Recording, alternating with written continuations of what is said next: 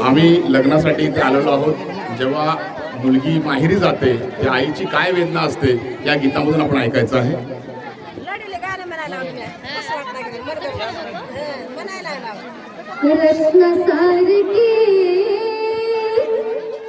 रत्न सारखी आम्ही जाताना केली, रत्न सारखी आम्ही जाताना केली, आणि चिमणी माझी उडून गेली, चिमणी माझी उडून गेली, चिमणी माझी उडून गेली।